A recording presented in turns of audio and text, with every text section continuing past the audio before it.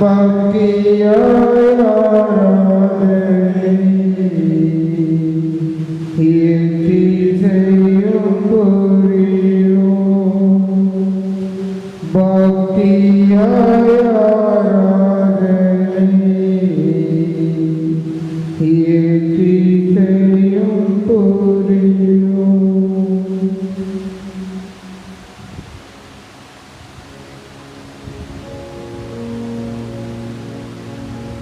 எங்கள் அன்பு இயேசுவே,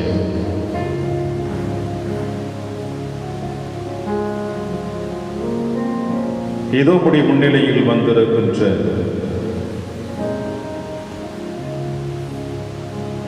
எங்கள் அனைவரையும் உமது அன்பினால் பாதுகாத்து உமது ஆசீர்வாதத்தின் வழியாக என்றும் நாங்கள் உம்முடைய அன்பின் குழந்தைகளாக வாழ இதோ உம்மை தேடி வந்திருக்கின்றோம். அன்பு ஒன்று மட்டுமே இந்த மண்ணுலகை தன் பயப்படுத்தி ஆண்டு அனுபவித்துக் கொண்டிருப்பதை நாங்களும் உணர்ந்திருக்கின்றோம். அன்பு இருப்பதினால்தான் இதோ இன்று நாங்கள் உடைய முன்னிலையில் சரணடைகளுக்கு வாய்ப்பு கிடைத்திருக்கிறது. எனவே இயேசுவே, நீர் எங்களை அன்பு செய்கிறீர் என்பதை நாங்கள் உணர்ந்திருக்கின்றோம்.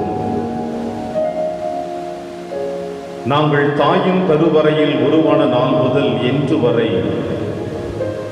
இந்த மன்னக பயணம் முடிகின்ற வரையிலும் உம்மோடு வந்து நாங்கள் சரணடைகின்ற தருணம் வரையிலும்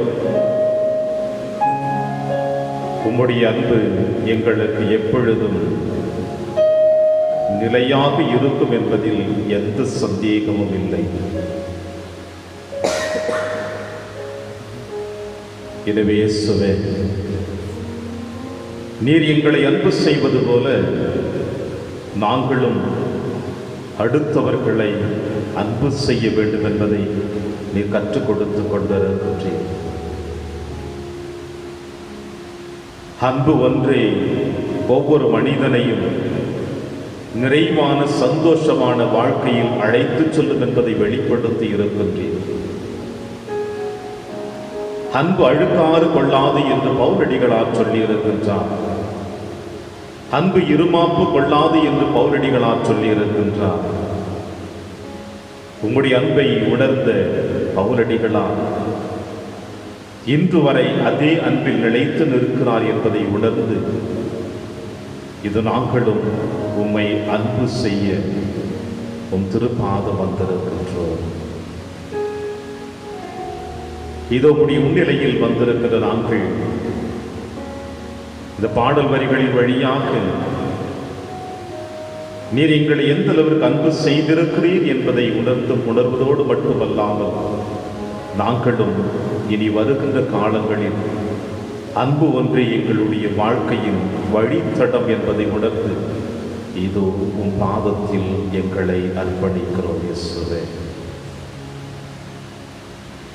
அன்பு கூறுவே இன்னும் அதிகமாக ஆராதிப்பேன் இன்னும் ஆர்வமாய். அன்பு கூறுவேன் இன்னும் அதிகமாய் ஆராதிப்பேன் இன்னும் ஆர்வமாய். உம்மை முழு உள்ளத்தோடு ஆராதிப்பேன் முழு வேலத்தோடு அன்பு கூறுவேன். ஆராதனை ஆராதனை ஆராதனை ஆராதனை ஆராதனை ஆராதனை ஆராதனை ஆராதனை. அன்பு கூறுவேன் இன்னும் அதிகமாய் ஆராதிப்பேன் இன்னும் ஆர்வமாய். எபினேசரே எபினேசரே இதுவரையில் உதவி நீரே. எபினேசரே எபினேசரே, இதுவரையில் உதவி நீரே. உம்மை முழு உள்ளத்தோடு ஆராதிப்பேன், முழு வேலத்தோடு அன்பு கூறுவேன். ஆராதனை ஆராதனை ஆராதனை ஆராதனை ஆராதனை ஆராதனை ஆராதனை ஆராதனை. எல்ரோயி எல்ரோயி, என்னை கண்டீரே நன்றி ஐயா. எல்ரோயி எல்ரோயி, என்னை கண்டீரே நன்றி ஐயா. உம்மை முழு உள்ளத்தோடு ஆராதிப்பேன், முழு வேலத்தோடு அன்பு கூறுவேன். ஆராதனை ஆராதனை ஆராதனை ஆராதனை ஆராதனை ஆராதனை ஆராதனை. அன்பு கூறுவே இன்னும் அதிகமாய் ஆராதிப்பேன், இன்னும் ஆர்வமாய் உம்மை முழு உள்ளத்தோடு ஆராதிப்பேன், முழு வேலத்தோடு அன்பு கூறுவேன். ஆராதனை ஆராதனை ஆராதனை ஆராதனை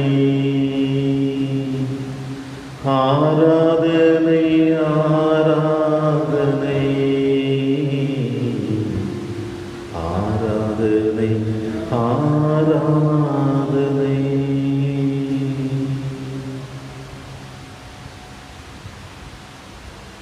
அன்பு கூறுவேன் இயேசுவே, உம்மை நாங்கள் முழு பலத்தோடும் முழு ஆன்மாவோடும் முழு மனதோடும் உம்மை அன்பு செய்வோம் இயேசுவே. ஏனென்றால் எங்களை படைத்தவரும் பாதுகாப்பவரும் வழிநடத்துபவரும் எங்கள் தேவைகளை எங்களுக்கு அபரிவிதமாக கொடுத்து காப்பாற்றி வருபவரும் நீரே என்று உணர்ந்து இயேசுவை உம்மை நாங்கள் அன்பு செய்கின்றோம், உம்மை ஆராதிக்கின்றோம். தகப்பனே, உம்முடைய ஆசீர்வாதத்திற்காக, உம்முடைய கிருபைக்காக, உம்முடைய பலத்திற்காக, உம்முடைய நன்றி செலுத்தக்கூடிய நல்ல ஒரு உள்ளத்தை எங்களுக்கு கொடுத்ததற்காக இயேசுவே நன்றி அப்பா. இந்த நேரத்தில் நன்றி செலுத்துகிறோம். எங்கள் மனதில் இருக்கின்ற வேதனைகளை நீக்கியவரை உமக்கு நன்றி செலுத்தி உம்மை அன்பு செலுத்துகிறோம் இயேசுவே. எங்களை வழிநடத்தி பாதுகாக்கக்கூடியவராக இருக்கிறவரை உமக்கு நன்றி செலுத்தி உம்மை அன்பு செய்கிறோம் அப்பா. எங்கள் தேவைகள் எதுவாக இருந்தாலும் கேட்பதற்கு முன்னதாகவே எங்களுக்கு கொடுத்து வழிநடத்தக்கூடிய எங்கள் அன்பு இயேசுவே உமக்கு நன்றி செலுத்தி உமக்கு நாங்கள் அன்பு செய்கிறோம் இயேசுவே. மீண்டுமாய் உம்முடைய முன்னிலையில் எங்களை வரவழைத்து உம்முடைய திருமுகத்தை எங்களுக்கு தெளிவுபடுத்தி உம்மோடு நாங்கள் உரையாடுகின்ற தருணத்தில் அதில் கிடைக்கின்ற ஒரு மாபெரும் ஆசீர்வாதத்தை விட இந்த மண்ணுலகில் வேறு எந்த ஆசீர்வாதமும் எங்களுக்கு இருந்து விடாது என்பதை இந்த நேரத்திலே உணர்ந்தவராக இயேசுவே, நம்முடைய முன்னிலையில் வந்திருக்கின்ற பிள்ளைகள் மட்டுமல்லப்பா, இல்லத்திலிருந்து அலைவரிசை வழியாக உம்மை முகமுகமாக தரிசித்து ஜெபித்து கொண்டிருக்கின்ற இது உம்முடைய பிள்ளைகளை கரத்தில் அர்ப்பணித்து ஜெபிக்கிறேன் இயேசுவே. எங்களை வழிநடத்தும் தகப்பனே, எங்கள் தேவைகளை உணர்ந்தவராக எங்கள் கரங்களை பிடித்து எங்களை பாதுகாப்பான பாதையில் அழைத்து செல்லுமாறுவை பார்த்து நாங்கள் ஜெபிக்கிறோம்ப்பா. எங்கள் கவலை, கண்ணீர், வேதனை, சோதனைகள், அவமானங்கள், தோல்விகள், ஏமாற்றங்கள் இவை அனைத்தையும் இந்த நாளிலே உடைய கரத்தில் அர்ப்பணித்து ஜெபிக்கிறோம் இயேசுவே. எங்களை உற்று நோக்கும் தகப்பனே, எங்களை கருணை கண்ணோக்கும் அப்பா. இந்த நேரத்தில் உங்களுடைய முன்னிலையில் வந்திருக்கிற நாங்கள் அனைவருமே உங்களுடைய ஆசீர்வாதத்தை பெற வேண்டும் என்ற நம்பிக்கையோடு விசுவாசத்தோடு வந்திருக்கின்றோம். தாவீதின் மகனே, என் ஆண்டவரை என் மீது இரக்கமையும் என்று அந்த பிறவிக்குருடன் பார்வையற்றவனாக உம்மை நோக்கி ஜெபித்தானே. நான் உனக்கு என்ன செய்ய வேண்டும் என்று விரும்புகிறேன் என்று கேட்டவர, இதோ இந்த நேரத்தில் உடைய முன்னிலையில் வந்திருக்கின்ற நாங்களும் தாவீதின் மகனே, ஆண்டவரை என் மீது இரக்கமையும் என்று வந்திருக்கிறோம் அப்பா. இது உலகம் சென்று கொண்டிருக்கிற தவறான பாதையில் இருந்து எங்களை மட்டுமல்ல உடைய பிள்ளைகள் ஒவ்வொருவரையும் இந்த தவறான பாதையில் இருந்து அவர்களுடைய அன்பின் பாதையில் அழைத்து வர வேண்டும் என்று ஜெபிக்கிறோம் இயேசுவே. உடைய குழந்தைகள் அல்லவா நாங்கள், உம்முடைய அன்பின் செல்வங்கள் அல்லவா நாங்கள்.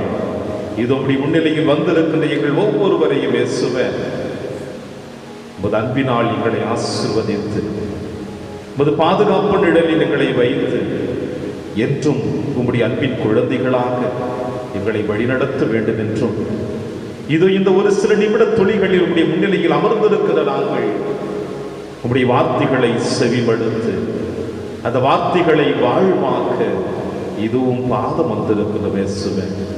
உலக சிந்தனைகள், உலக ஆசைகள், உலக தேவைகள் அனைத்தும் எங்களுடைய அன்றாட வாழ்க்கைக்கு தேவை என்றாலும் எங்கள் ஆன்மீக வாழ்விற்கு உம்முடைய வார்த்தை ஒன்றே வாழ்வு தரும் என்ற நம்பிக்கையோடு விட வந்திருக்கின்றோம். அன்றைய சீடர்களுக்கு கற்றுக்கொண்ட ஜெபத்தை நாங்கள் இன்று வரை ஜெபித்துக் கொண்டிருக்கின்றோம். எங்கள் அன்றாட உணவை இன்று எங்களுக்கு தாரும் என்று. வானத்து பறவைகளையும் அனைத்திற்கும் நீர் உணவு கொடுக்கின்ற நீர், உம்முடைய சாயலாக உம்முடைய பிள்ளையாக படைத்த நீர் எங்களை கைவிட்டு விட மாட்டீர் என்ற நம்பிக்கையோடு அன்றாட தேவைகள் ஒருபுறம் இருந்தாலும் ஆன்மீக தேவைகள் எங்களுடைய வாழ்விலை பலன் பெற வேண்டும் என்பதற்காக இது உம்முடைய முன்னிலையில் வந்திருக்கிற இயேசுவே. இந்த ஒரு சில நிமிட துளிகள் எங்கள் மனதில் இருக்கிற எண்ணங்களை வார்த்தையின் வழியாக, மௌனத்தின் வழியாக உம் பாதத்தில் சமர்ப்பிக்க போகிறோம். உம் வார்த்தைகளை கேட்கக்கூடிய நல்ல குழந்தைகளாக எங்களை வழிநடத்தி என்றும் உமது பாதுகாப்பில் வளையத்தில் வைத்து எங்களை வழிநடத்த வேண்டும் என்று எங்கள் ஆண்டவராகிய கிறிஸ்து வழியாக பார்த்து ஜெபிக்கின்றோம். ஆமென், ஆமென், ஆமென்.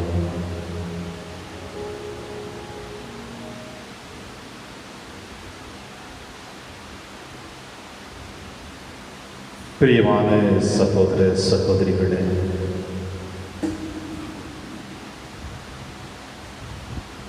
காலங்கள் எவ்வளவு வேகமாக உருண்டோடி கொண்டிருக்கிறது என்பதற்கு நம்முடைய திருவழிபாட்டு நிகழ்வுகளும் நமக்கு தெளிவாக காட்டுகிறது. 2020ஆம் ஆண்டு ஆரம்பித்த வேகம் இதோ நவம்பர் மாதம் முடிவடைந்து இந்த வருடத்தின் இறுதி மாதத்திலே நாம் அனைவரும் அடியெடுத்து வைக்க போகிறோம். இது எதை குறிக்கிறது என்றால், ஆண்டின் பொது காலத்தில் 33வது வாரத்தை நாம் கடக்க போகின்றோம். திருவழிபாட்டின் பொது ஆண்டினை, பொது காலத்தை நிறைவடைந்து திருவருகை காலத்திலே ஆண்டவர் இயேசு கிறிஸ்துவின் வருகைக்காக நம்மை தயாரிக்க போகிறோம். வர இருக்கிற ஞாயிற்றுக்கிழமை ஆண்டவர் இயேசு கிறிஸ்து கிறிஸ்து அரசர் என்கின்ற பெருவிழா நாம் கொண்டாட போகின்றோம். ஆக இந்த 33 வாரங்கள் இந்த ஆண்டவர் இயேசு கிறிஸ்துவோடு நாம் பயணித்து வந்த தருணத்தை இன்று நாம் தியானிக்க போகிறோம்.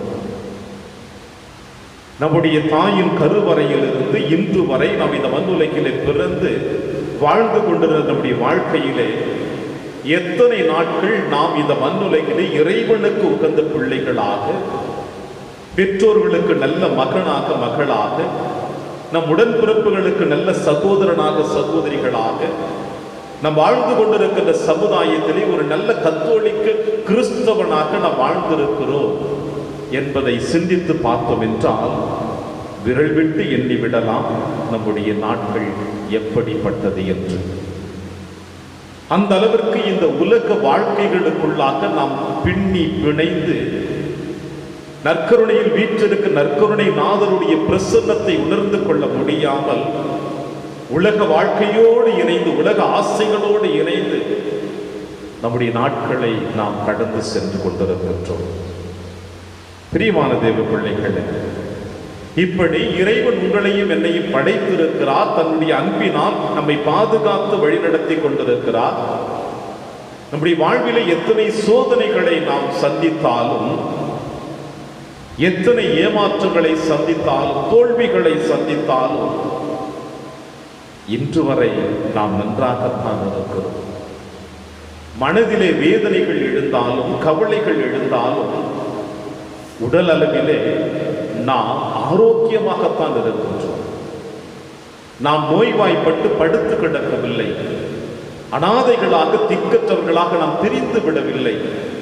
ஒருவேளை உணவு இல்லாமல் நாம் வாழவில்லை. அனைத்திலும் இறைவன் நம்மை பாதுகாத்து வழிநடத்தி வந்து கொண்டிருக்கிறார் என்றால் அது அவருடைய அன்பு மட்டும்தான், அது அவருடைய வழிநடத்துதல் மட்டும்தான். ஆக இறைவன் எல்லா சூழ்நிலைகளிலும் நம்மை பாதுகாத்து வழிநடத்தி அழைத்து வந்து கொண்டிருக்கிறார் என்றால் நாம் ஏன் இன்று வரை அவருடைய அன்பை புரிந்து கொள்ளாமல், அவருடைய உடனிருப்பை புரிந்து கொள்ளாமல் நாம் இன்று வரை வாழ்ந்து கொண்டிருக்கின்றோம்? இந்த கேள்வியை இன்று நற்கருணைநாதர் உங்களுக்கும் எனக்கும் எழுப்புகிறார். பிரியமான சகோதர சகோதரிகளே, இந்த வாரம் முழுவதுமாக திங்கட்கிழமையிலிருந்து இன்று வரை நற்செய்தி வாசகத்தை நாம் சற்று புரட்டி போட்டு பார்த்தோம் என்றால், ஆண்டவர் இயேசு கிறிஸ்து எருசலேமை நோக்கி பயணித்துக் கொண்டிருக்கிறார் என்று சொல்லுகிறார் லூக்கா நற்செய்தியாளர். லூக்கா நற்செய்தியாளர் ஆண்டவர் இயேசு கிறிஸ்துனுடைய பணி வாழ்வை இரண்டே வழிகளில் பிரித்து வைத்து நமக்கு கொடுத்து விட்டார். ஒன்று, அவர் கலிலேயா பகுதியில் பணியாற்றியது. இரண்டாவது, கலிலேயா பகுதியிலிருந்து எருசலேமை நோக்கி பயணித்து வருகிற பொழுது அந்த வழிப்பயணத்திலே நடந்த நிகழ்வுகளையும், எருசலேம் ஆலயத்தில் நடந்த நிகழ்வுகளையும் இன்றைய நற்செய்தி வாசகம் உங்களுக்கும் எனக்கும் சொல்லுகிறது. கலிலேயாவிலிருந்து எரிக்கோ வழியாக எருசலேம் வருகின்ற பொழுது பார்வையற்றவன், ஆண்டவனே தாவீதின் மகனே என் மீது இரக்கமையும் என்று சொல்லி இயேசுவை தன் பக்கம் அவன் இழுத்தான். இயேசுவை தன் பார்வைக்கு அவன் இழுத்தான். இயேசுவும் அவனை அழைத்து அவனுக்கு பார்வை கொடுத்தார். பார்வை கொடுத்தவுடனே அந்த மனிதன் செய்த நிகழ்வுகளை நாம் சற்று சிந்தித்து பார்த்தோம் என்றால், பார்வை பெற்றுவிட்டேன் என்று அவன் மகிழ்ச்சியோடு வீடு திரும்பவில்லை. தன் உறவினர்களையோ உடன்பிறப்புகளையோ பெற்றோர்களையோ பார்க்கவில்லை. மாறாக அவன் இயேசுவை பின்தொடர்ந்தான் என்றுதான் லூக்கா நற்செய்தியாளர் சொல்லுகிறார். 6 மணிக்கு பார்வை கிடைத்த உடனே இயேசுவோடு அவன் கடந்து செல்ல ஆரம்பித்தான். சக்கேயு, மரத்திலிருந்து இறங்கி வா, இன்று உன்னோடு விருந்துண்ண வேண்டும் என்று இயேசு அழைத்தார். அவனும் இறங்கி சென்றான். அவனுக்கும் மீட்பு கிடைத்து விட்டது. இதோ இன்று ஆண்டவர் இயேசு கிறிஸ்து எருசலேம் நகரத்திலே சென்று தேவாலயத்தில் இருக்கின்ற அசுத்தங்களை தூய்மைப்படுத்துவதை இன்றைய நற்செய்தி வாசகம் நமக்கு வெளிப்படுத்துகிறது. பிரியமான சகோதர சகோதரிகளே, ஆலயத்தை தூய்மைப்படுத்தும் பொழுது ஆண்டவர் இயேசு சொல்லுகின்ற வார்த்தை, என் இல்லம் இறை வேண்டலின் வீடு, என் இல்லம் இறை வேண்டலின் வீடு, அதை நீங்கள் கள்வர் குகையாக மாற்றிவிட்டீர்கள், அதை நீங்கள் கள்வர் குகையாக மாற்றிவிட்டீர்கள். பிரியமான சகோதர சகோதரிகளே, எருசலேம் தேவாலயத்தினுடைய வரலாற்று நிகழ்வுகளை நாம் சற்று புரட்டி பார்த்தாலும் சரி, யூத சமுதாயத்தினுடைய எருசலேம் ஆலயத்தினுடைய அந்த சிந்தனைகள் என்னவென்று பார்த்தோம் என்றால், எருசலேம் தேவாலயம் தான் அவர்களுக்கு உயிர் மூச்சு. அதுதான் அவர்களுடைய அங்கீகாரம், அதுதான் அவர்களுடைய கௌரவம். எருசலேம் தேவாலயம் இந்த உலகத்திலே யாரும் இப்படிப்பட்ட ஆலயத்தை கட்டி முடிக்கவில்லை என்ற தலைக்கணத்தோடு அவர்கள் வாழ்ந்து கொண்டிருந்தார்கள். அந்த ஆலயத்திலே நுழைகின்ற பொழுது இறைவன் எங்களை வரவேற்கிறார், ஆண்டவரை நாங்கள் காணுகின்றோம் என்ற நம்பிக்கையும் அவர்களுக்கு இருந்தது. காலப்போக்கிலே நம்பிக்கை இழந்து சுயநலத்தை அதில் திணித்து வருமானத்தை தேடி ஏழை எளிய மக்களை கசக்கி பிழிந்து தங்களுடைய செல்வங்களை அவர்கள் வளர்த்து கொள்ள ஆரம்பித்து விட்டார்கள். இதுதான் உண்மையான நிகழ்வு அங்கே நடந்தது. எருசலேம் தேவாலயத்திலே அங்கே வியாபாரம் அதிகமாக நடந்ததை ஒழிய இறை வேண்டல் அங்கே நடக்கவில்லை. இறைவனை அவர்கள் காணவில்லை, ஆண்டவரை முகமுகமாக அவர் தரிசிக்கவில்லை, ஆண்டவருடைய ஆசீர்வாதத்தை அவர்கள் பெறவில்லை. எனவே தான் ஆண்டவர் இயேசு கிறிஸ்து சொல்லுகிறார், என் வீடு இந்த இல்லம் இறை வேண்டலின் இல்லம், இதை நீங்கள் கள்வர் குகையாக மாற்றிவிட்டீர்கள். எனவே ஆண்டவர் அற்புதமாக சொல்லுவார், ஒரு நாள் வரும் இந்த ஆலயம் ஒரு கல்லின் மேல் கல் இராதபடி கீழே இடிந்து விடும் என்று சொன்னார். அவர் சொன்னதுக்கு ஏற்றார் போல ஆண்டவர் இயேசு கிறிஸ்துவுடைய மரணத்திற்கு பிறகு உயிர்த்தெழுந்து விண்ணகம் சென்ற பிறகு கிபி 70ஆம் நூற்றாண்டிலே அந்த ஆலயம் தரைமட்டமாக்கப்பட்டதையும் வரலாற்று செய்திகள் நமக்கு சொல்லுகிறது. தேவனுடைய வாக்குறுதி உண்மையுள்ள வாக்குறுதி. பிரியமான சகோதர சகோதரிகளே, இந்த வரிசையில் இந்த சிந்தனைகளோடு எருசலேம் தேவாலயத்தை நம்முடைய உடலோடும் ஆன்மாவோடும் ஒப்பிட்டு பார்த்தோம் என்றால், உங்களுடைய என்னுடைய உடலானது இறைவன் வாழக்கூடிய ஆலயம். நம் அனைவருடைய உடலும் இறைவன் வாழக்கூடிய ஆலயம். அன்று யூத சமுதாயம் அனைவரும் எருசலேமிலே ஒரு பெரிய ஆலயத்தை கட்டி அதிலே இறைவனை வழிபட வேண்டும் என்று விரும்பி ஆண்டவருக்கு என்று அர்ப்பணித்தார்களே, அதே போல அன்று தந்தை கடவுள் மண்ணிலிருந்து மனிதனை உருவாக்கி தன் சாயலாக உருவாக்கி அந்த மனிதனுடைய உடலிலே தன் ஆவியை கொடுத்திருக்கிறார் என்றால் அது அவர் தங்கி வாழக்கூடிய உடலாகிய ஆலயம். அன்று ஆதாமிடமும் ஏவானிடமும் கொடுக்கப்பட்ட அந்த ஆலயம் இன்று உங்களிடமும் என்னிடமும் கொடுக்கப்பட்டிருக்கிறது. இந்த ஆலயத்தை நாம் எப்படி பாதுகாத்து வழிநடத்தி கொண்டிருக்கின்றோம்? சாலமோன் அரசன் இந்த எருசலேம் தேவாலயத்தை ஆரம்பத்தில் கட்டுகின்ற பொழுது ஞானத்தை மட்டும் ஆண்டவரை எனக்கு தாரும் என்று நம்பிக்கையோடு கேட்ட மனிதன், விசுவாசமும் நம்பிக்கையும் ஆழ்ந்த இடத்திலே இறைப்பிரசனம் ஆழமாக இருக்கின்ற அந்த இடத்திலே இறைவனை காணதான் மக்கள் தேடி சென்றார்கள். காலப்போக்கில் தான் அது வியாபார கூடமாக மாற்றப்பட்டது. நம்முடைய வாழ்விலும் குழந்தை பருவத்தில் இருக்கின்ற பொழுது நாமும் ஆண்டவர் வாழக்கூடிய ஆலயமாகத்தான் நம்முடைய உடலையும் உள்ளத்தையும் பாதுகாத்து வருகின்றோம். எனவே தான் முதியவர்கள் அற்புதமாக சொல்லுவார்கள், குழந்தையும் தெய்வமும் ஒன்று என்று. குழந்தையும் தெய்வமும் ஒன்று. காரணம் என்னவென்றால், குழந்தைகளுக்கு தவறு தெரியாது, தவறான பேச்சு பேச மாட்டார்கள், பொய் சொல்ல மாட்டார்கள், தவறான சிந்தனைகள் அவர்களுக்கு உள்ளத்தில் ஆழத்தில் இருக்காது, உண்மையை மட்டும்தான் வெளிப்படுத்துவார்கள். எனவே குழந்தையும் தெய்வமும் ஒன்று.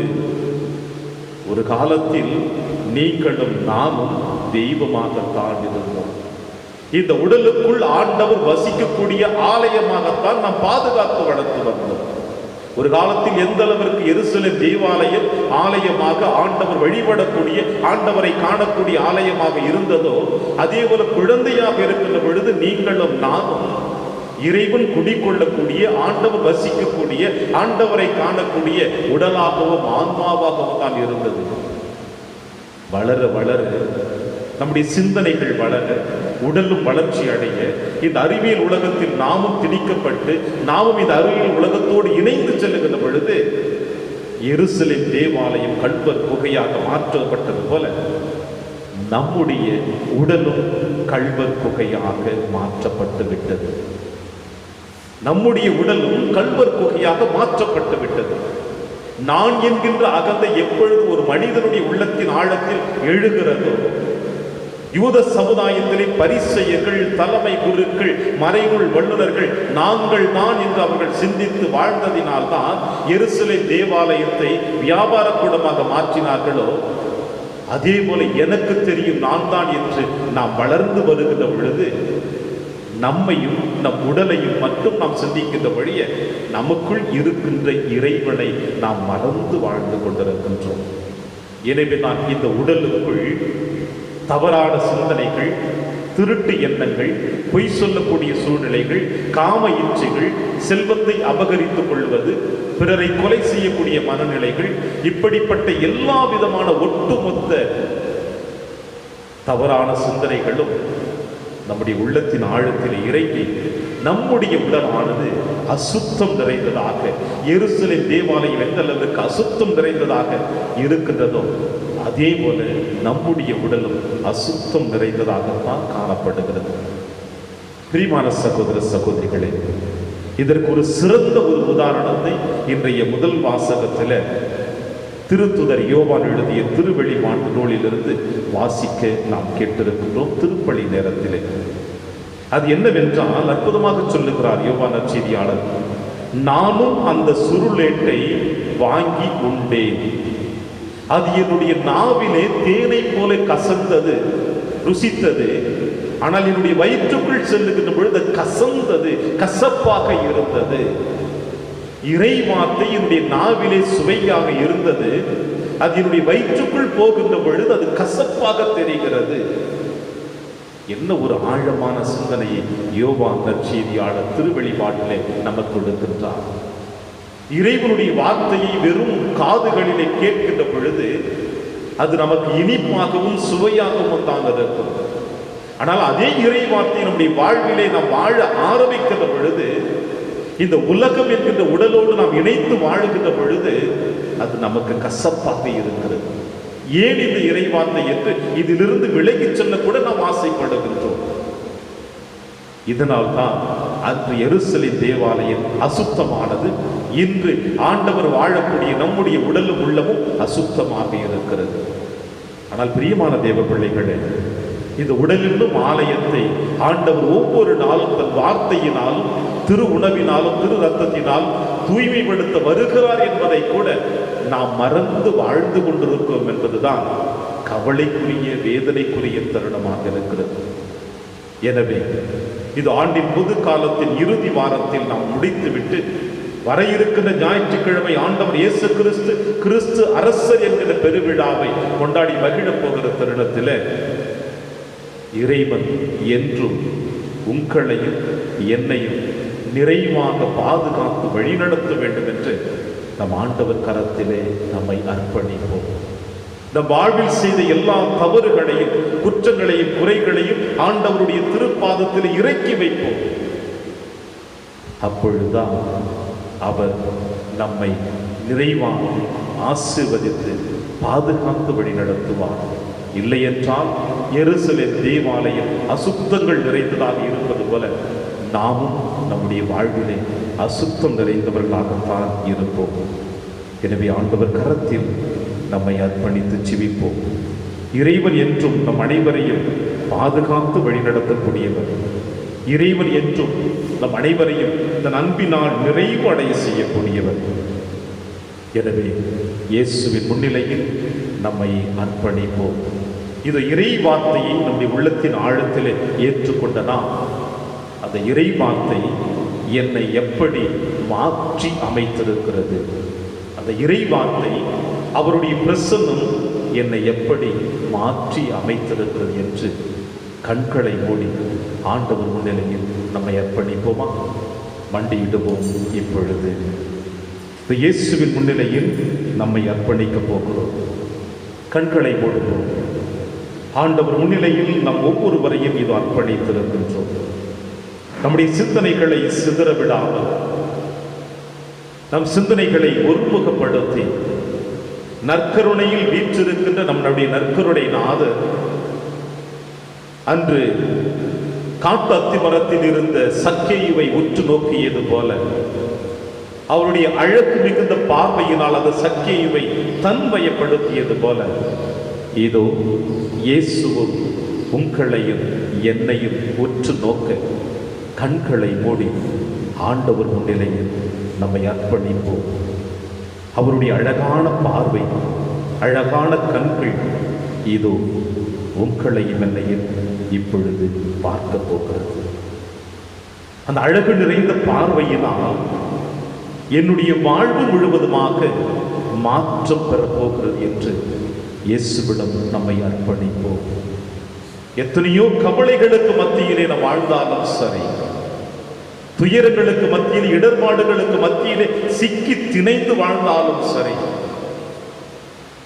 அவருடைய ஒளிமிக்க பார்வை, அழகான பார்வை ஏதோ இந்த நேரத்தில் உங்களையும் என்னையும் உற்று நோக்கப் போகிறது. அழகான கண்கள் என்னை கண்டதாலே முடிந்ததென்று நினைத்த நான் உயிர் வாழ்கின்றேன். அழகான கண்கள் என்னை கண்டதாலே முடிந்ததென்று நினைத்த நான் உயிர் வாழ்கின்றேன். யாரும் அறியாத என்னை அப்பா நன்றாய் அறிந்து தேடி வந்து என்னை ஆதரித்து வழிநடத்தி இயேசுவே, என் குடும்பத்திலும் சரி, என் சமுதாயத்திலும் சரி, என்னை பல நேரங்களிலே புரிந்து கொள்ள முடியாமல், என் திறமைகளை உணர்ந்து கொள்ள முடியாமல், என்னுடைய ஆசைகளை எதிர்பார்ப்புகளை உணர்ந்து கொள்ள முடியாமல் என்னை உதறி தள்ளிய இந்த சமுதாயத்தில் இயேசுவே, நீர் ஒருவர் தான் என்னை உற்று நோக்கி இருக்கிறேன். என்னுடைய அழகான பார்வையிலே என்னை உயர்த்தி வைத்து அழகு பார்த்திருக்கிறேன். வா என் மகனே, என் மகளே, உன்னை இந்த உலகம் வெறுத்தாலும், உன் உறவுகள் உன்னை உதறி தள்ளினாலும், உன்னை யாரும் புரிந்து கொள்ள முடியாமல் உன்னை விலகி தள்ளிவிட்டாலும், நான் உன்னை ஆதரித்து ஆசீர்வதித்து என்னோடு வழி நடத்துவேன் என்று சொல்லி என்னை அழைத்து இயேசுவே, உமக்கு நன்றி செலுத்துகிறேன் அப்பா. யாரும் அறியாத என்னை நன்றாயறிந்து தேடி வந்த நல்ல நேசரே, யாரும் அறியாத என்னை நன்றாயறிந்து தேடி வந்த நல்ல நேசரே, அழகான கண்கள் என்னை கண்டதாலே முடிந்ததென்று நினைத்த நான் உயிர் வாழ்கின்றேன். தூக்கி எறியப்பட்ட என்னை அன்பு இயேசுவே, வேண்டும் என்று சொல்லி நீர் ஒருவர் தாமே என்னோடு என்னை சேர்த்து கொண்டீர்.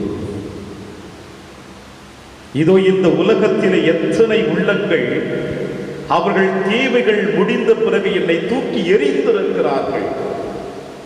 கணவன் தன் மனைவியினுடைய தேவைகள் நிறைவு அடைந்த பிறகு எத்தனை குடும்பத்திலே கணவனுக்கு மனைவிக்கும் பிளவுகள் ஏற்பட்டு பிழிந்து வாழ்ந்து கொண்டிருக்கிற கணவனாக இருக்கட்டும், மனைவியாக இருக்கட்டும், ஏன் பிள்ளைகள் கூட பெற்றோர்களிடம் அனைத்தையும் பெற்று முடித்து விட்ட பிறகு, சொத்துக்களை எல்லாம் அபகரித்து விட்ட பிறகு, பெற்றோர்களை அனாதைகளாக முதியோர் இல்லத்திலே சேர்த்துவிட்டு இந்த குழந்தைகள் மகிழ்ச்சியோடு வாழ்ந்து கொண்டிருக்கிற தருணத்தில் தூக்கி எறியப்பட்ட இந்த பெற்றோர்களை, வயது முதிர்ந்தவர்களை, ஒருவேளை உணவு இல்லாமல் தவித்து கொண்டிருக்கின்ற இந்த முதியவர்களை உங்களுடைய பாதுகாப்புல அரவணைத்து பாதுகாத்து கொண்டிருக்கிறீர்கள் அன்பு இயேசுவே.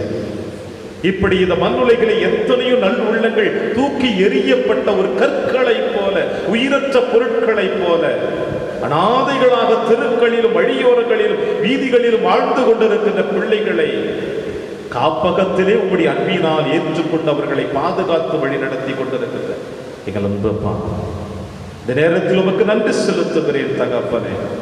ஒரு சில நேரங்களில் என்னையும் அப்படி என்னை சார்ந்தவர்கள் அவருடைய தேவைகள் முடிந்து விட்ட பிறகு என்னை அனாதைகளாக உதறி தள்ளுகின்ற பொழுது, தனிமை என்னை மாட்டுகின்ற பொழுது, கண்ணீரோடு நான் அழுது கொண்டிருக்கிற பொழுது, இயேசுவே உம்முடைய உடனிருப்பு மட்டும்தான் எனக்கு ஒரு ஆறுதலையும் வழிநடத்துதலையும் கொடுத்தது. எனவே இந்த நேரத்திலே மனமுவந்து உமக்கு நன்றி செலுத்தி உம் பாதத்தில் எங்களை அர்ப்பணிக்கின்றோம். தூக்கி எறியப்பட்ட என்னை வேண்டும் என்று சொல்லி சேர்த்து கொண்ட நல்ல நேசரே, தூக்கி எறியப்பட்ட என்னை வேண்டும் என்று சொல்லி சேர்த்து கொண்ட நல்ல நேசரே, அழகான கண்கள் என்னை கண்டதாலே முடிந்ததென்று நினைத்த நான் உயிர் வாழ்கின்றேன். அழகான கண்கள் என்னை கண்டதாலே முடிந்ததென்று நினைத்த நான் உயிர் வாழ்கின்றேன். அழகான கண்கள் என்னை கண்டதாலே முடிந்ததென்று நினைத்த நான் உயிர் வாழ்கின்றேன்.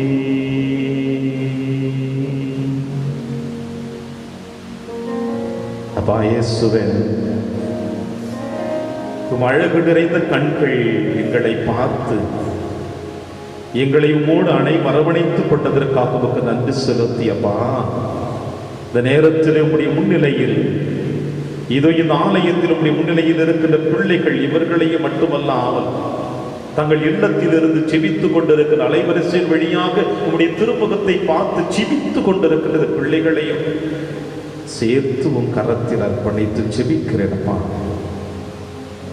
குறிப்பாக இந்த நாளிலே தகப்பனே, திருமணம் முடிந்து பல ஆண்டுகளாக குழந்தை பாக்கியம் இல்லாமல் இருக்கின்ற அந்த தம்பதியர்களையும் கரத்தில் அர்ப்பணிக்கிறேன். ஒவ்வொரு மாதமும் தங்களுடைய வயிற்றுக்குள்ளாக ஆசீர்வாதம் நிறைவு பெறும் என்று நானும் மலடி என்கிற நிலைமையில் இருந்து மாற்றப்பட்டு தாய்மை நிலைமைக்கு உயர்த்தப்படுவேன் என்று ஒவ்வொரு மாதமும் கரம் நீட்டி கண்ணீரோடு ஜெபித்துக் கொண்டிருக்கின்ற திருமணம் முடித்த அந்த தம்பதியர்களை உன் கரத்தில் அர்ப்பணிக்கிறேனப்பா. ஆசீர்வதியும் தகப்பனே. கரு உருவாவதற்கு தடையாக இருக்கிற எல்லா தடைகளையும் தகப்பனே, இன்று எருசலேம் ஆலயத்தை தூய்மைப்படுத்தியது போல அந்த கருவுக்கு தடையாக இருக்கிற எல்லா தடைகளையும் உம்முடைய அன்பின் ஆவியினுடைய அபிஷேகத்தின் வழியாக உம்முடைய திரு ரத்தத்தை தெளிந்து அந்த கருவறையை தூய்மைப்படுத்தியப்பா. அந்த குடும்பத்திலே அந்த தம்பதியர்கள் மத்தியிலே ஒரு மகிழ்ச்சியை, சந்தோஷத்தை நீர் ஏற்படுத்தியருளுமாறு பார்த்து ஜெபிக்கிறோம். ஒவ்வொரு மாதமும் இதோ இந்த மாதம் நான் கருவுறப் போகிறேன், என் குழந்தையை தாங்கி பிடிக்கப் போகிறேன் என்று மகிழ்ச்சியோடு தன்னுடைய வயிற்றை ஒவ்வொரு நாளும் தொட்டு தொட்டு மகிழ்ச்சியோடு பார்த்து கொண்டிருக்கின்ற இந்த உம்முடைய பிள்ளைகளையும் கரத்தில் அர்ப்பணிக்கிறேன். ஏமாற்றங்கள் வருகின்ற பொழுது பிள்ளைகள் கண்ணீரோடு கதறுகின்ற பொழுது இயேசுவே, காலங்கள் தள்ளி தள்ளி போகின்ற பொழுது, நேரங்கள் தள்ளி தள்ளி போகின்ற பொழுது என் தேவன் என்னை ஆசீர்வதிக்க வேண்டும் என்று ஜெபித்துக் கொண்டிருக்கின்ற அந்த தம்பதியர்கள் உள்ளத்தின் ஆழத்தில் நீரே ஆசீர்வதிக்குமாறு உம்மை கெஞ்சி ஒன்றாடுகிறோம் அப்பா. ஏனென்றால் ஒவ்வொரு பெண்களுடைய கருவறையும் உம்முடைய புனிதமான கரமாக நாங்கள் கருதுகிறோம் இயேசுவே. ஏனென்றால் நான் உங்களை உள்ளங்கையில் பொறித்து வைத்திருக்கிறேன், தாய் உன்னை மறந்தாலும் நான் உன்னை மறவேன் என்று சொன்னவர்.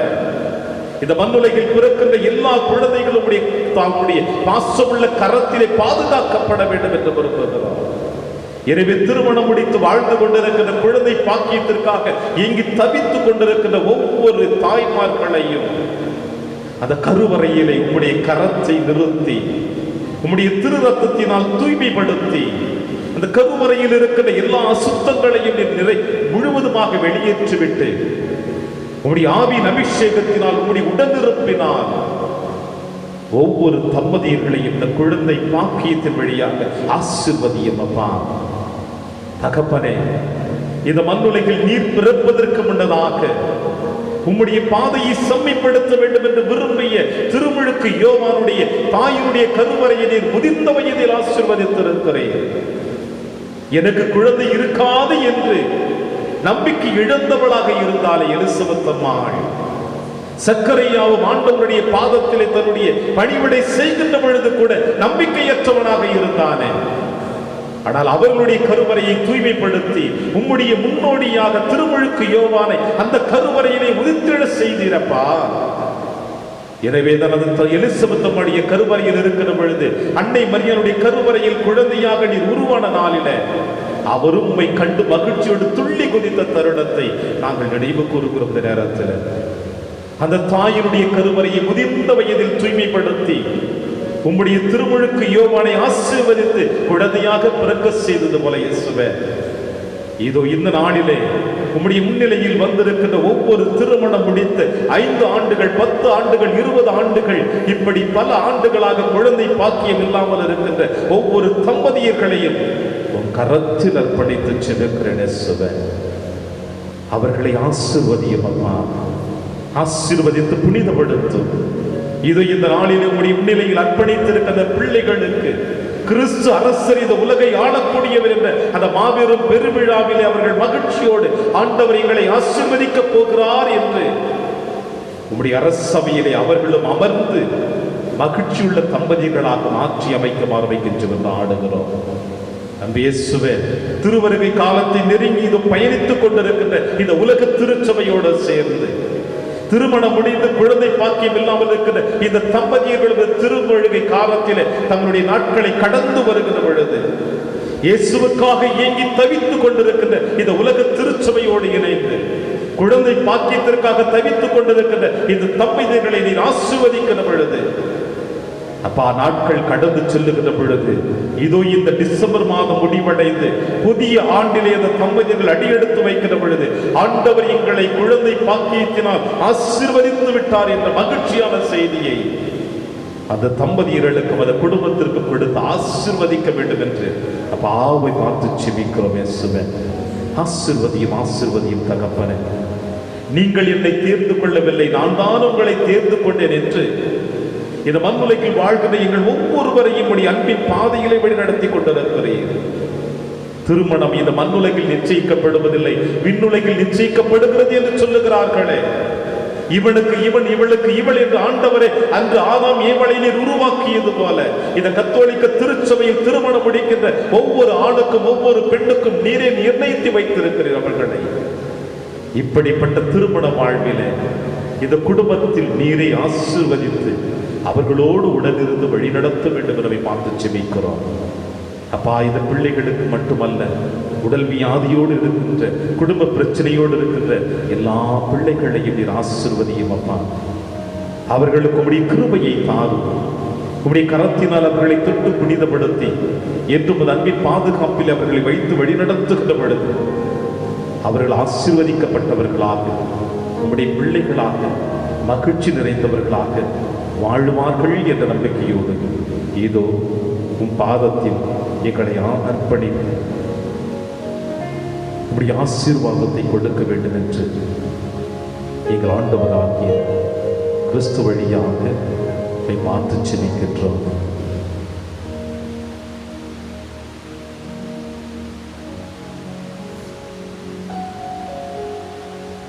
நன்றி இயேசுவே, நன்றி இயேசுவே, நன்றி இயேசுவே, நன்றி இயேசுவே.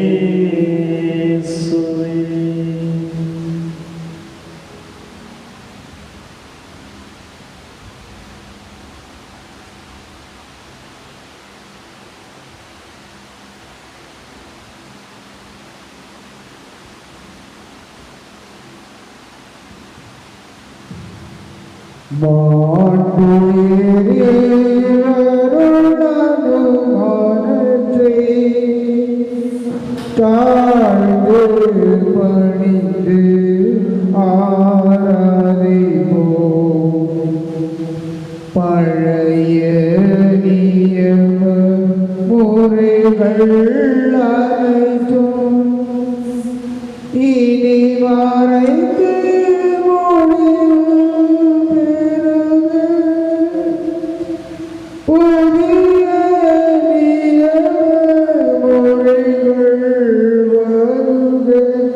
புலங்கள்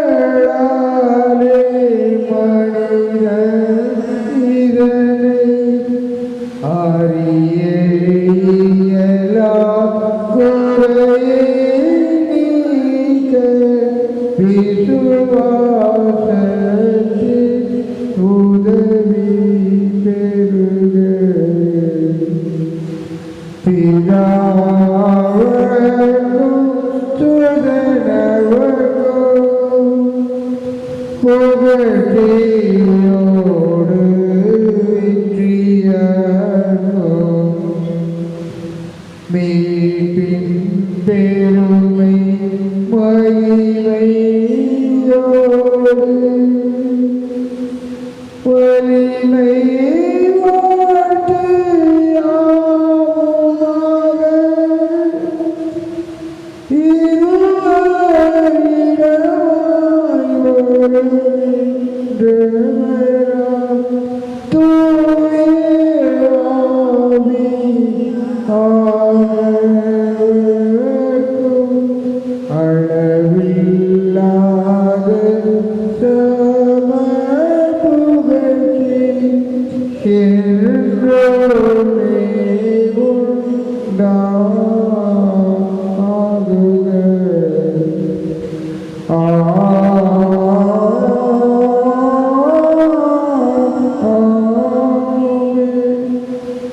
மன்றாடுவோமாக.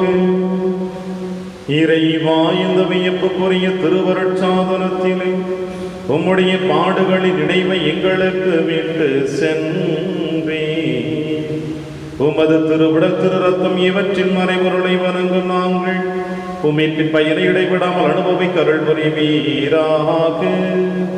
இறைவனாய் என்றென்றும் வாழ்ந்து ஆட்சி செய்கிற எங்கள் ஆண்டவர் இயேசு கிறிஸ்து வழியாக உம்மை மன்றாடுகின்றோம்.